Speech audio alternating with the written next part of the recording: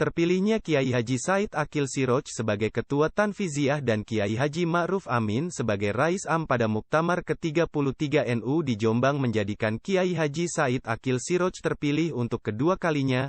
Dengan terpilihnya kembali calon inkumben ini menunjukkan keberhasilannya memimpin NU selama 5 tahun terakhir. Meskipun pro kontra pasca Muktamar pada saat itu masih sangat panas hingga muncul menjadi pemberitaan di berbagai media nasional. Membincang soal Muktamar, persoalan di Muktamar NU ke-33 adalah hal biasa sebagai bagian dari dinamika organisasi.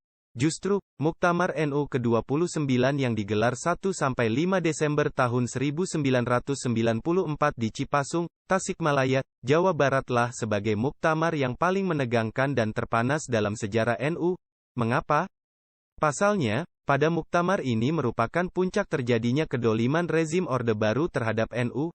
Pada saat itu, NU dan sosok Gus Dur dengan segala keberaniannya melawan pemerintah dipandang oleh Soeharto sebagai ancaman yang paling membahayakan. Tak pelak, hal ini membuat Soeharto dengan kekuasaannya ingin memutus kewenangan Gus Dur di PBNU yang sejak tahun 1984 dipimpinnya. Salah satu cara yang ditempuh Soeharto adalah mengumbangkan Gus Dur di Muktamar NU Cipasung. Presiden Soeharto melakukan berbagai intervensi dengan mendukung secara salah satu calon ketua umum PBNU untuk melawan Kiai Haji Abdurrahman Wahid, Gus Dur, sebagai inkumben. Apa skenario yang dijalankan pada saat itu? Ya, Soeharto memunculkan penantang dari internal NU sendiri yang pastinya anti Gus Dur yakni Abu Hasan. Bahkan sang paman Gus Dur, Kiai Haji Yusuf Hashim, juga ikut terbawa menentang keponakannya itu. Oposisi Gus Dur inilah yang melakukan sejumlah agitasi dengan slogan ABG, asal bukan Gus Dur. Mereka mengemukakan kritik pedas terhadap Gus Dur, yakni manajemen NU di bawah kepemimpinan Gus Dur dinilai lemah dan otokratik. Bahkan, menurut mereka, langkah Gus Dur yang kerap kali berseberangan dengan pemerintah dianggap bukan hanya menyimpang dari hita NU, tetapi juga bertentangan dengan kepentingan NU sendiri. Itulah berbagai isu yang mereka buat untuk mengambil hati seluruh muktamirin.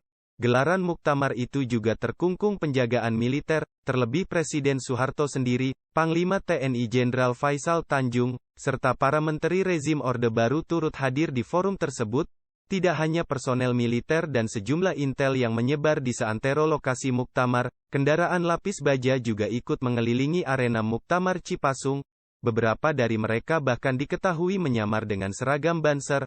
Dari berbagai sumber, sedikitnya, diketahui tentara yang berjaga di sekitar Cipasung berjumlah sampai 1.500 personil dan 100 intel. Sebagian dari mereka diberi tugas untuk memonitor delegasi-delegasi daerah dan membantu memberikan pertimbangan-pertimbangan.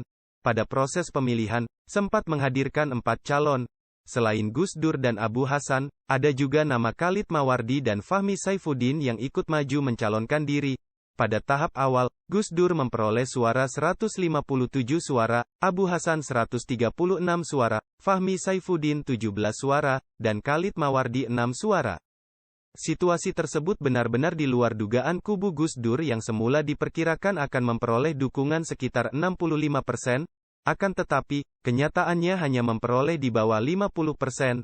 Dengan 6 suara Khalid Mawardi, juga kubu Soeharto, yang kemungkinan jatuh ke tangan Abu Hasan, maka pemilihan ketua umum ditentukan oleh 17 delegasi yang memberikan suara mereka kepada Fahmi Saifuddin. Kemungkinan kekalahan di putaran berikutnya dengan segala konsekuensinya jika NU jatuh ke tangan Abu Hasan sudah terbayangkan oleh kubu Gus Dur sehingga membuat mereka panik. Beberapa kiai yang duduk dekat dengan Gus Dur bahkan banyak yang meneteskan air mata seraya berdoa dengan khusyuk. Singkat cerita, berdasarkan perhitungan suara yang dilaksanakan hingga pukul 3, Gus Dur ternyata memperoleh 174 suara, sementara Abu Hasan hanya mendapatkan 142 suara. Kekhawatiran itu ternyata tidak berbuah kenyataan. Pendukung Gus Dur pun merayakan kemenangan dengan penuh sukacita dan rasa syukur. Tentu kemenangan ini tidak diperoleh dengan cara yang instan. Kehebatan, intelektualitas, dan kemampuan berpikir kritis yang berani melawan pemerintahan yang zalim pada saat itu, ditunjang dengan kebijakan-kebijakannya di internal NU yang dirasa sangat strategis untuk kemaslahatan masyarakat.